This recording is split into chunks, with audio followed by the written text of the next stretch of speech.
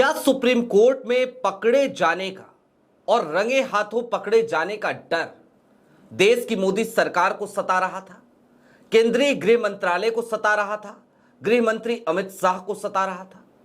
लिहाजा जब सुनवाई अभी होने वाली थी 17 मार्च को, उससे पहले ही एक बड़ा यूटर्न लेते हुए अमित शाह साहब का मंत्रालय आज नजर आया। एक बड़ी खबर आई, एक नाम जिसके ऊपर देशद्रोही, गद्दार, ना जाने किस किस तरीके के शब्द चस्पा कर दिए गए थे। एक नाम, एक शख्स, एक शख्सियत जिसने इस देश के लिए खुद को समर्पित कर रखा था, उसको लगातार बदनाम किया गया।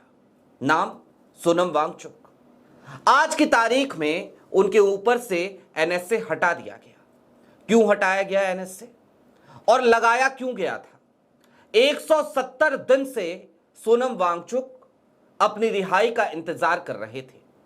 17 मार्च को सुप्रीम कोर्ट में आखिरी सुनवाई होनी थी और उससे पहले ही यह खबर आती है कि उनकी रिहाई के रास्ते साफ हो गए, क्योंकि केंद्रीय गृह मंत्रालय ने तत्काल प्रभाव से उनके ऊपर से एनएसए यानी कि रासुका हटाने का फैसला ले लिया है। सारी बातें जरा विस्तार से समझेंगे और यह समझने की कोशिश करेंगे कि क्या मोदी सरकार का यह वही पुराना ढर्रा नहीं है, हिट एंड रन का। नमस्कार, मैं स्वप्निल और आप मुद्दा देख रहे हैं। दोस्तों, आगे बढ़ें उससे पहले वही छोटी सी अपील। मुद्दा इन दिनों एक गंभीर आर्थिक संकट से जूझ रहा है। एक तरफ हमारे मेन बैंक अकाउंट्स बीते लंबे समय से फ्रीज चल रहे हैं, तो दूसरी तरफ हमारे 2.5 साल पुराने चैनल को हमसे लंबे समय तक छीन कर रखा गया था। ऐसे में डे टू डे ऑपरेशंस में मुद्दा को काफी मुश्किलों का सामना करना पड़ता है। लिहाजा आपसे गुजारिश है, यदि आप चाहें तो स्क्रीन पर दिख रहे क्यूआर कोड या फिर के नीचे दिख रहे यूपीआई नंबर्स के जरिए मुद्दा की छोटी छोटी मदद जरूर कीजिएगा। अब आगे बढ़ते हैं और सबसे पहले मैं आपको जरा आपकी स्क्रीन पर कुछ खबरें बारी बारी से दिखाना चाहता हूं। मसलन पहली हेडलाइन आपकी स्क्रीन पर दैनिक भास्कर की, सरकार ने सोनम वांगचुक पर लगा एनएसए हटाया, जोधपुर जेल से 170 दिन बाद रिहा होंगे, लेह हिंसा के बाद हिरासत में लिए गए थे। दूसरी हिंदुस्तान की हेडलाइन, सोनम वांगचुक को तत्काल रिहा किया जाए, सरकार का बड़ा फैसला। तीसरी, केंद्र ने रद्द की सोनम वांगचुक की हिरासत, लद्दाख प्रदर्शन के दौरान एनएसए के तहत किया था गिरफ्तार। चौथी हेडलाइन अमर उजाला की, सोनम वांगचुक हिरासत से रिहा होंगे, गृह मंत्रालय ने लिया फैसला, जानिए मामला। अब मामला जानिए, जानना जरूरी है ताकि आपको समझ में आए कि मैंने इस शब्द का इस्तेमाल क्यों किया, यह शब्दावली मेरी क्यों थी, हिट एंड रन। दरअसल 170 दिन हो गए सोनम की पत्नी लगातार कानूनी लड़ाई लड़ रही है।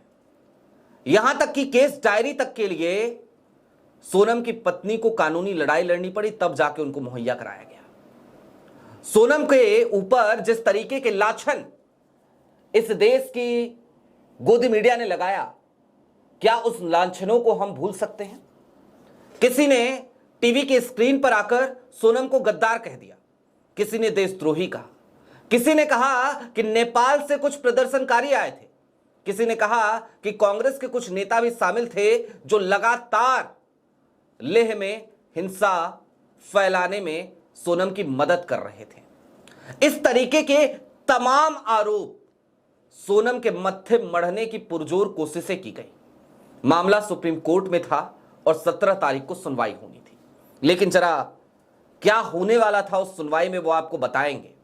और जब आप ये समझेंगे कि सुनवाई में इस बार क्या हो जाता और क्यों मोदी सरकार फंसने से पहले ही यूटर्न लेती नजर आई है, तो आप भी अपने माथे पर सर रखकर बैठ जाएंगे।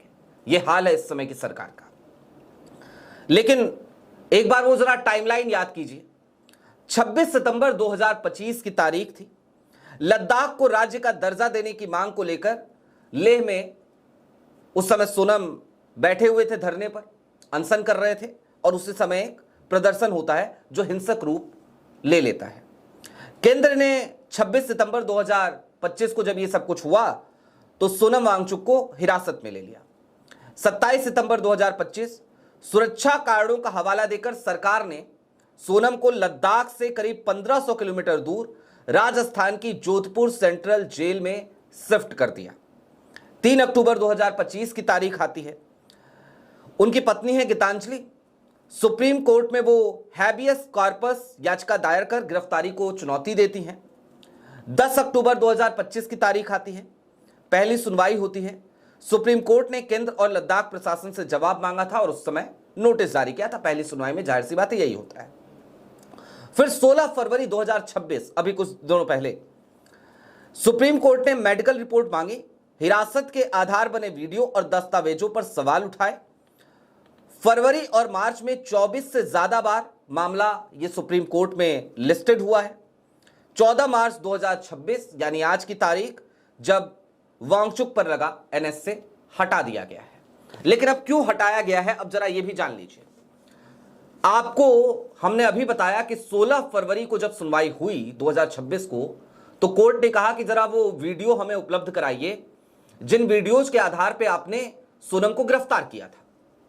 और जैसे ही वो वीडियो सुप्रीम कोर्ट के पास पहुंचे, सुप्रीम कोर्ट ने सीधे तौर पे कह दिया कि 17 मार्च की तारीख वो सोनम की पत्नी गीतांजलि की याचिका पर अंतिम सुनवाई इसी तारीख पर होगी। अब 17 मार्च को होगी और अब इसमें बहस की कोई बहुत ज्यादा गुंजाइश नहीं रह गई है, ये पीठ की तरफ से कहा गया। और सीधे तौर पे यहां तक कह दिया गया पीठ की तरफ से कि भाई हम क्या करेंगे कि अब हम उन वीडियोज को देखेंगे।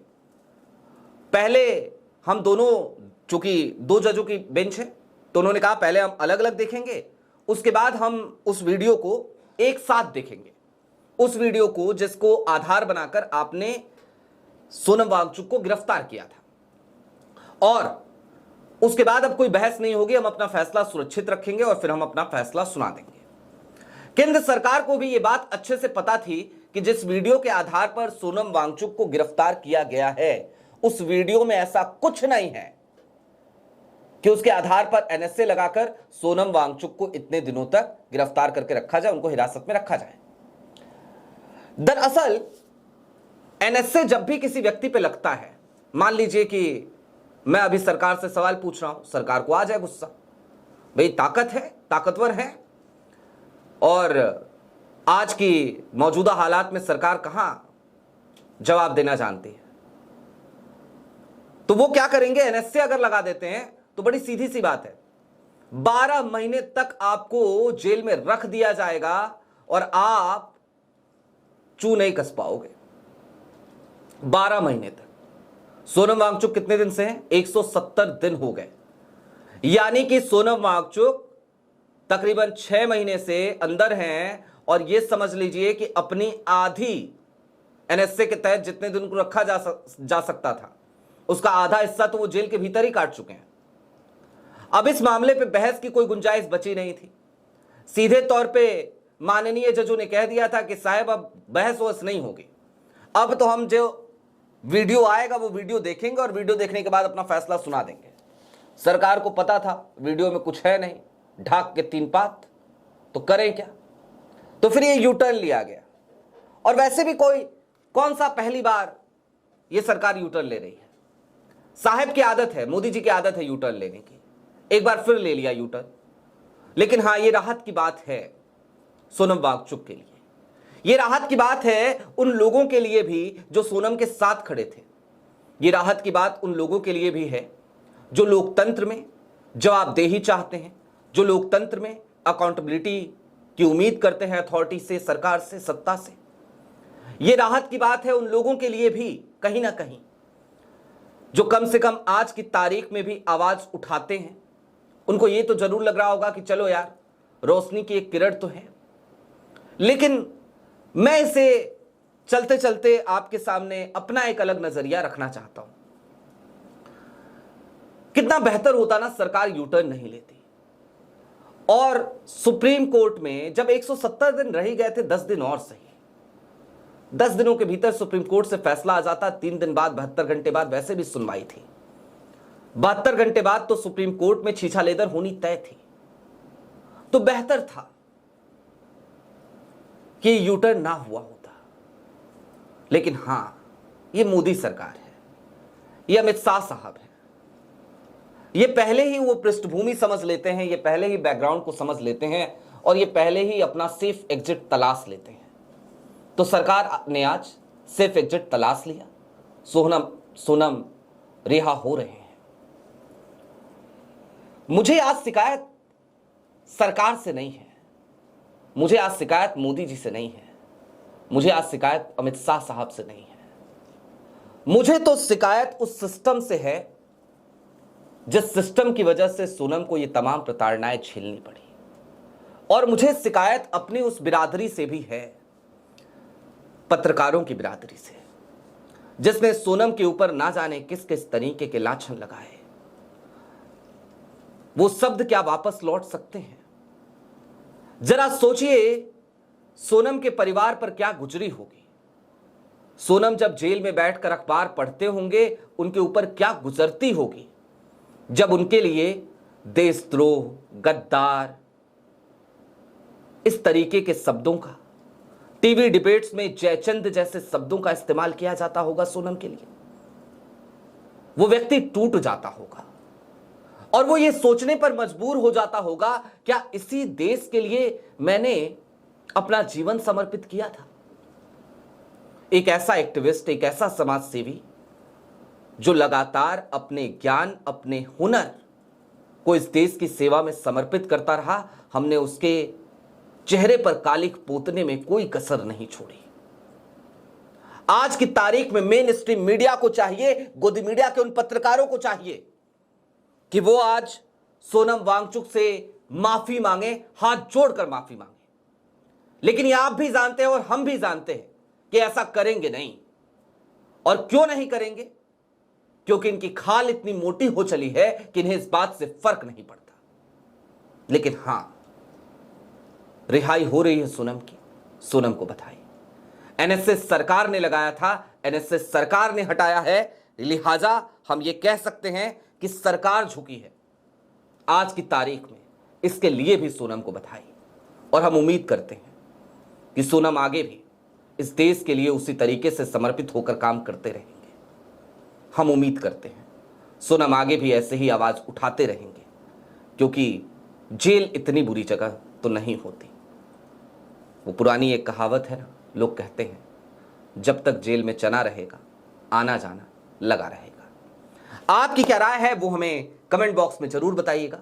अभी के लिए दीजिए इजाजत। चलते चलते फिर वही अपील, चैनल पे नए हो तो सब्सक्राइब करते हुए जाइएगा, सक्षम हो तो मुद्दा की छोटी छोटी मदद जरूर कीजिएगा।